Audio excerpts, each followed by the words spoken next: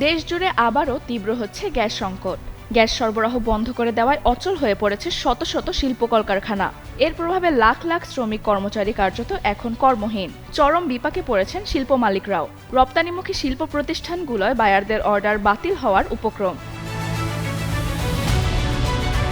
শিল্প কলকারখানার জন্য বরাদ্দকৃত গ্যাসের বেশিরভাগ বুধবার থেকে পাওয়ার প্ল্যান্টে সরবরাহ করায় এই মহাসংকটে পড়েছে দেশের পুরো শিল্প সেক্টর। এতে প্রত্যক্ষ ও পরোক্ষভাবে এর সঙ্গে যুক্ত কয়েক কোটি মানুষ ক্ষতির মুখে পড়েছেন। ফুডেলা একটি নাবিল পণ্য। সংশ্লিষ্টরা বলছেন, শিগগিরই সংকটের সমাধান না হলে ভয়াবহ ক্ষতির মুখে পড়বে ব্যবসা বাণিজ্য সহ পুরো অর্থনীতি, যার নেতিবাচক প্রভাব কম বেশি সমাজের সব ক্ষেত্রে পড়বে।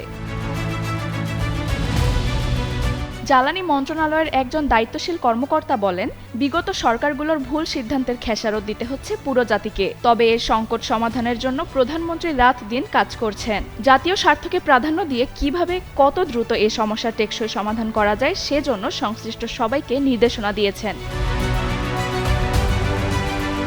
Bangladesh knitwear manufacturers and exports অ্যাসোসিয়েশনের সভাপতি মোহাম্মদ হাতেম বলেন, তিতাস গ্যাস স্বাভাবিক করতে 1 সপ্তাহ ধরে চেষ্টা করা হচ্ছে।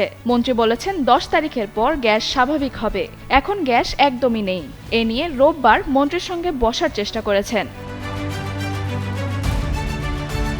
সংশ্লিষ্টরা বলছেন, দেশের শিল্পাঞ্চলগুলোর মধ্যে হবিগঞ্জ এখন অন্যতম একটি হাব। আর গ্যাস সংকটের কারণে এই হবিগঞ্জে 171টি শিল্প কারখানার উৎপাদন বুধবার থেকে বন্ধ। এতে কর্মহীন প্রায় 2 লাখ শ্রমিক কর্মচারী। প্রতিদিন ক্ষতি হচ্ছে শত শত কোটি টাকা। অপরদিকে নারায়ণগঞ্জে 450 ডাইং কারখানার উৎপাদন বন্ধ। এ কারণে বন্ধের পথে রয়েছে শতাধিক গার্মেন্টস। ইতোমধ্যে সাভার আশুলিয়ায় প্রায় 4000 শ্রমিক ছাঁটাই করা হয়েছে। হঠাৎ কারখানা বন্ধ হওয়ায় চরম অনিশ্চয়তায় উদ্যোক্তারা, যার প্রভাব পড়ছে পুরো অর্থনীতিতে। জানতে চাইলে নিট পোশাক রপ্তানিকারকদের সংগঠন বিকেএমই এর নির্বাহী সভাপতি ফজলে শামীম এহসান বলেন, গ্যাস সংকটের কারণে ডাইং থেকে কোনো কাপড় পাচ্ছেন না। বর্তমানে গ্যাসের প্রেসার একেবারে শূন্যে নেমে এসেছে। ফ্যাব্রিক্সের অভাবে অনেক কারখানায় উৎপাদন বন্ধ। শিল্প উদ্যোক্তাদের আশঙ্কা, সংকটে দ্রুত সমাধান না হলে অর্ডার বাতিল। এতে কর্মসংস্থান সংকোচন এবং রপ্তানি আয় কমবে।